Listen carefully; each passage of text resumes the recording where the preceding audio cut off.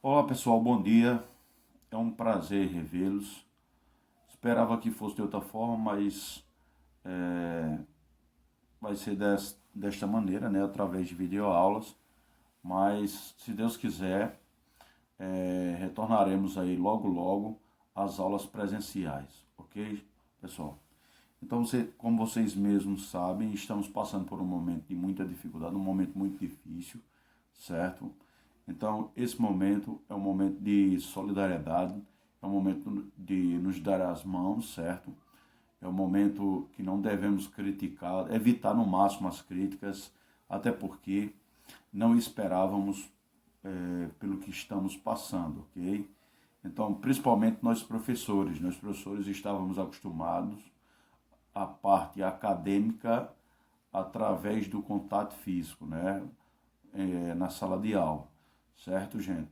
Então a gente foi pegos de surpresa, mas isso tudo a gente vai tirar algo positivo, que são essas videoaulas. Isso aí vai acrescentar no nosso currículo, certo? E vamos passar com chave de ouro. Pessoal, nós paramos nas nossas aulas aí na parte de acústica. Então vou fazer uma breve revisão aí e depois dar continuidade ao material do segundo bimestre, ok, gente? Pessoal, lá na parte de acústica, você viu que a parte alta da onda, ela é chamada de máxima pressão, a parte baixa é chamada de mínima pressão e o meio da onda é chamado de pressão atmosférica, ok, pessoal? Gente, essa determinação é para a gente entender um pouco sobre a questão do agudo e do grave, ok? Então, o agudo é um som de alta frequência, o som grave é um som de baixa frequência, ok? Mas, para identificar melhor o grave e o agudo, basta apenas te dar dois sons. Se você tem dois sons, um tem frequência maior e o outro tem frequência menor, aquilo que tem frequência maior, ele será um som agudo. Aquilo que tem frequência menor, é evidente que ele será um som grave. Ok, gente? Lembrando que a frequência é dada em Hertz. Ok, pessoal? Então aí, essa é a parte da frequência onde a gente vai chamar de agudo e grave. Não esqueçam isso. Pessoal, depois nós observamos o seguinte, nós observamos que existe uma faixa que vai de 20 a 20 mil, certo? Ou seja, abaixo de 20 nós chamamos de infrassom, certo? Entre 20 e 20 mil nós chamamos de som audível. E acima de 20 mil nós chamamos de ultrassom, certo? Então, é uma classificação aí entre intervalos que a gente escuta e os que a gente não escuta. Então, nós só escutamos entre 20 e 20 mil.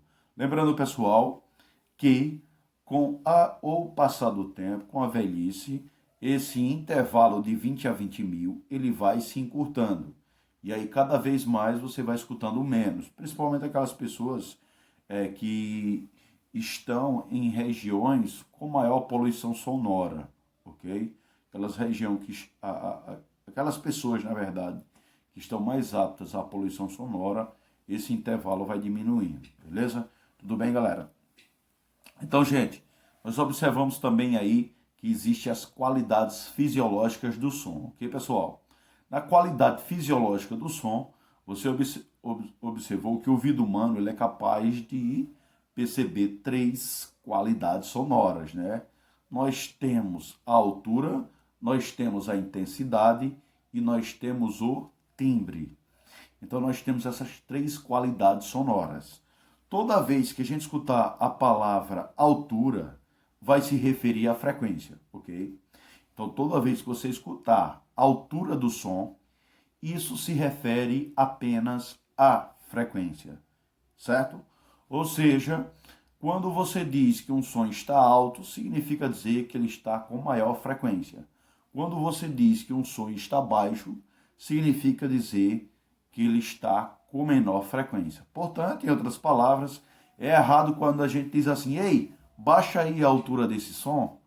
Quando você pede para alguém baixar a altura do som, você na verdade está pedindo para um som de maior frequência.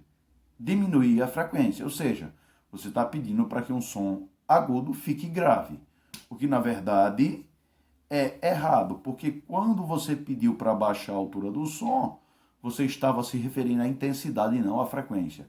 Por isso que é errado você dizer para uma pessoa, ei, baixa a altura do som.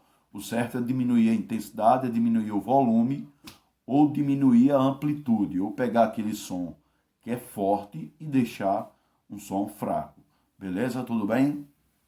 Então não esqueça, toda vez que você se referir à altura, você está falando de frequência. Você está falando de um som agudo ou um som grave. Já quando você se referir, quando vocês se referirem à intensidade, vocês estão falando de quem? Vocês estão falando do volume, vocês estão falando da amplitude. Então, intensidade se refere a volume, se refere a amplitude, ok? Então, ei, diminui aí o volume do som, por favor, correto. Volume se refere à intensidade, certo? Então, é assim que funciona, ok? Ei, pega esse som aí, que é forte, e deixa ele fraco, ou seja, você está diminuindo o volume. Vocês não podem esquecer isso aí, ok, galerinha? Depois, pessoal, nós falamos de timbre. Nós falamos do timbre. E aí, professor, o que é o timbre? Timbre, gente, é nada mais, nada menos que uma qualidade sonora que nos faz diferenciar sons de mesma frequência e intensidade. Então, você pega um violão e um violino e aí você toca a mesma nota musical nos dois. Ah, se eu toco a mesma nota musical num violão e no violino, como é que eu consigo diferenciar quem é violão e quem é violino? Através do timbre, ou seja, o timbre é uma qualidade sonora que nos faz diferenciar sons de mesma frequência e intensidade, no caso lá, a nota musical. Ah, professor, e se for um piano e uma bateria, por exemplo, a mesma coisa, se for um piano e uma viola, mesma coisa, você consegue diferenciar quem é quem através do timbre.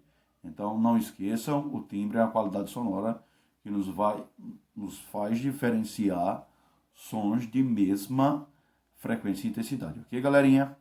Gente, nessas 3 qualidades sonoras, existe uma especial que a gente deve dar uma atenção maior, pessoal.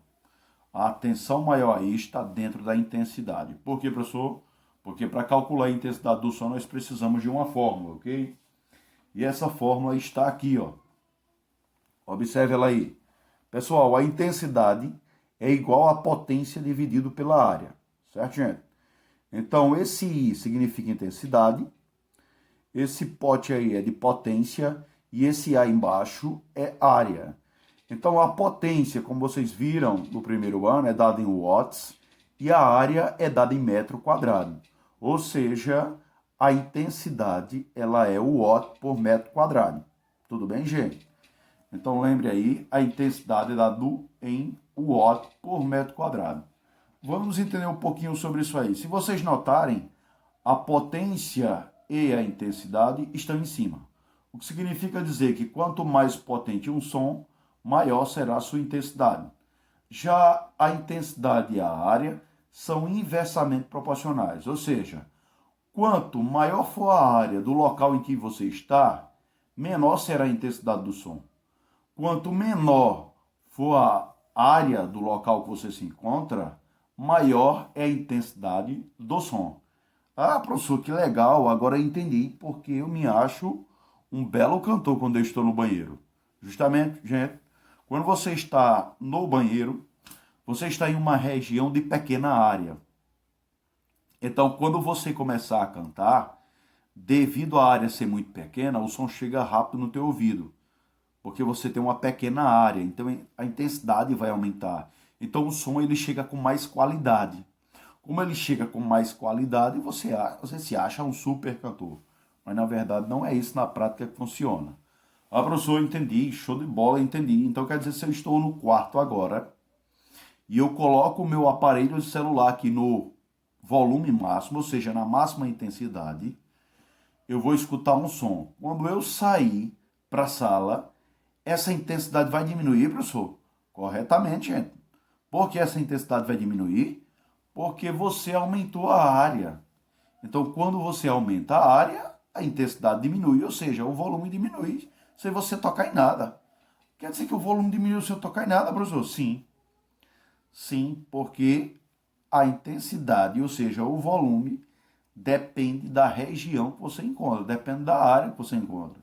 Beleza? É por isso que quando você compra um aparelho de som, a potência altíssima, aí você coloca lá dentro de casa aquele som maravilhoso, e aí você diz, pensa, muito bom esse meu som. Mas, gente, quando você faz uma festinha e bota esse som fora da sua casa, na calçada, você vai ver que a intensidade diminui e aí você não vai gostar do seu som. Isso porque está ligado à área aonde ele está atuando. Ok, galerinha? Vamos entrar agora na parte, certo, da reflexão sonora, ok?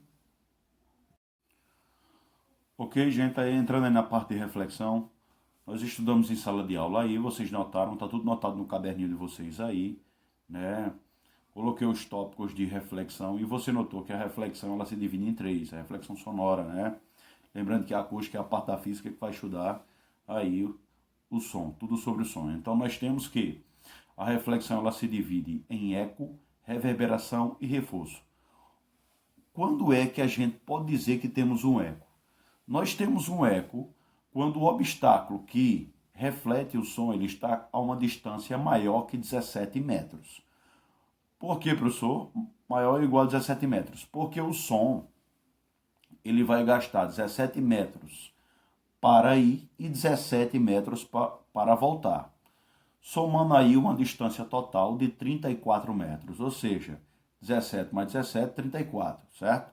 Quando eu dividir pela velocidade do som no ar, nós vamos ter aí 1/10 de segundo. Então, quando eu tiver um intervalo maior ou igual a 1/10 de segundo, que é 0,1 segundo, eu teria aí o fenômeno do eco. Então, só lembrando, você terá eco se a parte que reflete o som de volta para você for maior que 17 metros, ok? Gente, quando é que temos a reverberação? Você tem a reverberação quando o som está voltando para você em um ambiente com uma distância inferior a 17 metros. Ou seja, se você está num quarto, principalmente quando o quarto está vazio, não tem nem um móvel aí nesse ambiente, certo? Não tem um guarda-roupa, não tem uma cadeira, não tem uma mesa. Quando você fala, você escuta o som voltando para vocês. Esse fenômeno é reforço, certo? Não é eco, porque a distância que as paredes estão da gente é menor que 17 metros. Então nós temos aí o reforço, certo?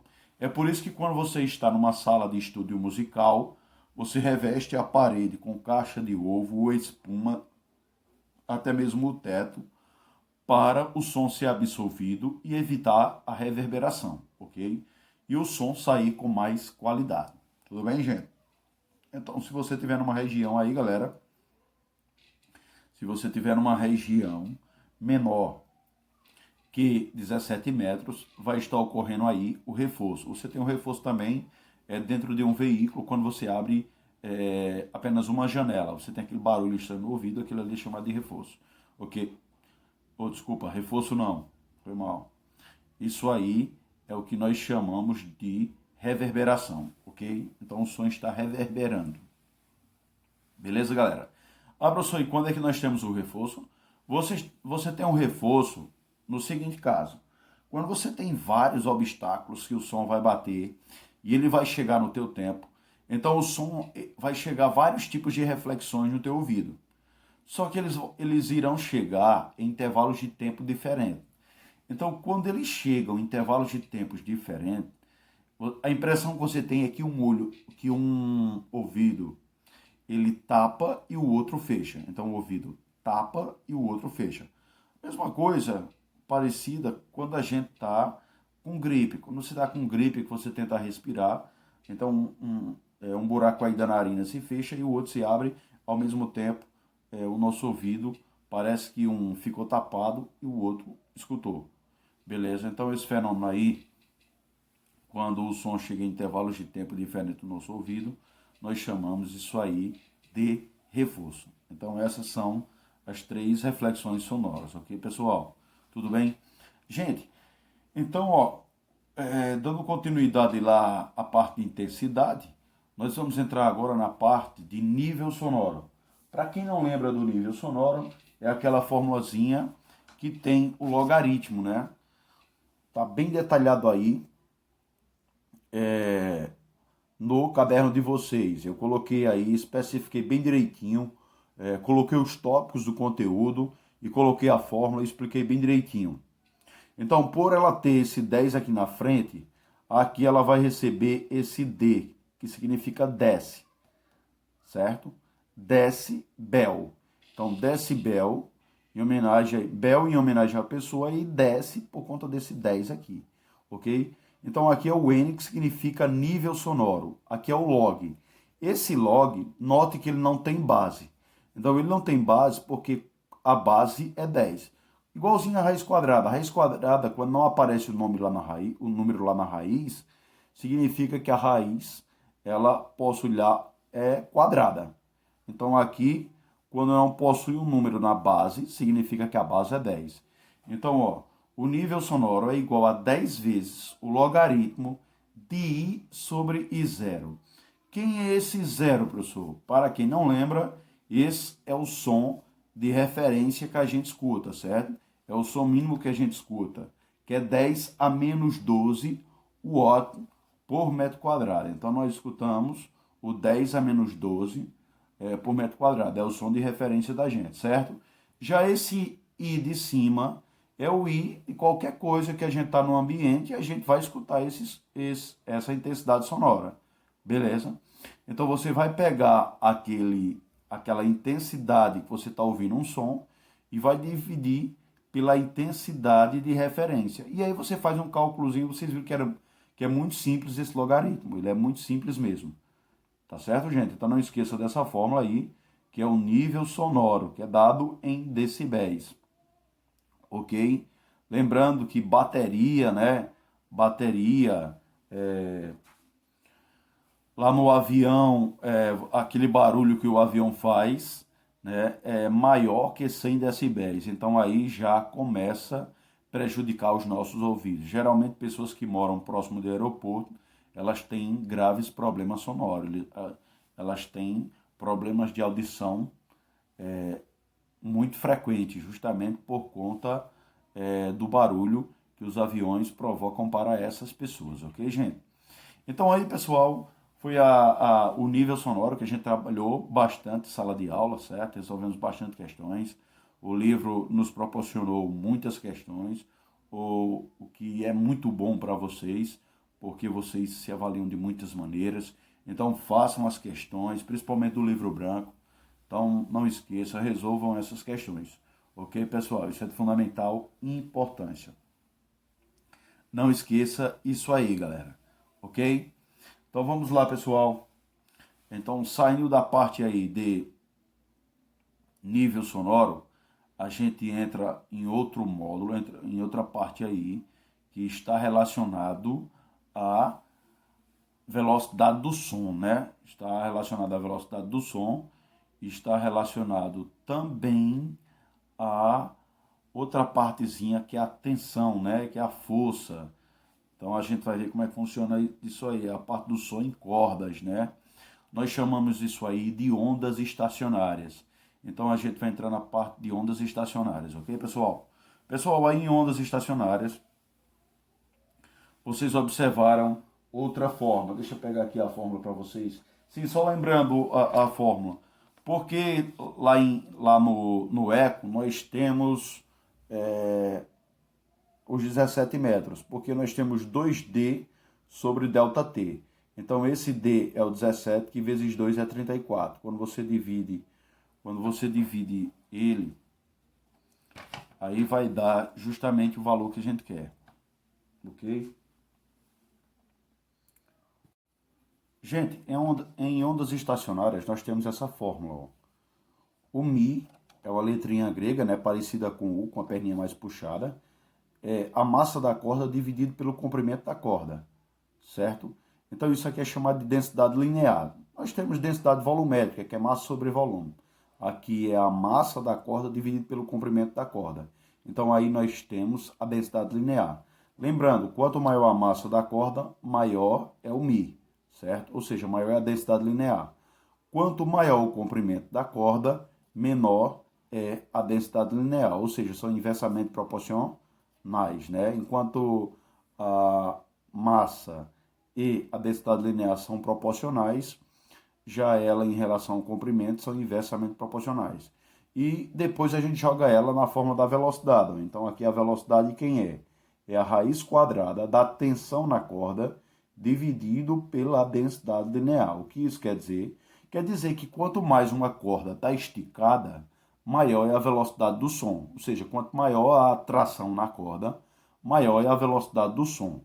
Quanto mais fraca for a tensão na corda, menor é a velocidade do som. Ok, pessoal?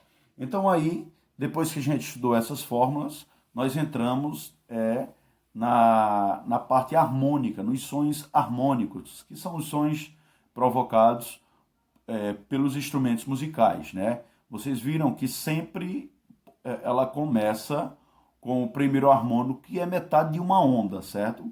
Você tem sempre metade de uma onda para cordas e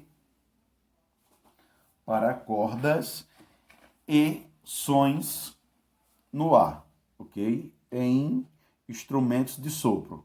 Então você tem aí a fórmula geral. A fórmula geral é lambda n é igual a 2L sobre n. Lembrando que o n é o número de harmônicos, certo, gente? Então o n é o número de harmônicos. Então lambda n é igual a 2L sobre n. Fn, certo? A frequência, né?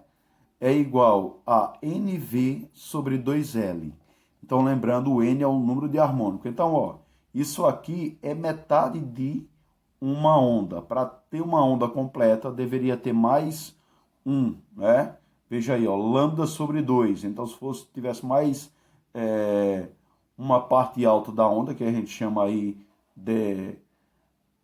Nós chamamos essa parte alta de ventre e nós, certo? Nós chamamos de ventre e nós. Então, se tivesse mais outro ventre, nós teríamos aí uma onda completa. Ok, pessoal? Tudo bem, gente? Na próxima aula, a gente finaliza e entramos num conteúdo novo. Valeu, pessoal. Obrigado aí pela atenção. Mais uma vez, gente, é um prazer revê-los. É bom ter vocês de volta, mas logo, logo, lembrando, a gente vai voltar às aulas presenciais, ok, galera? Valeu, um abração, tudo de bom, tá?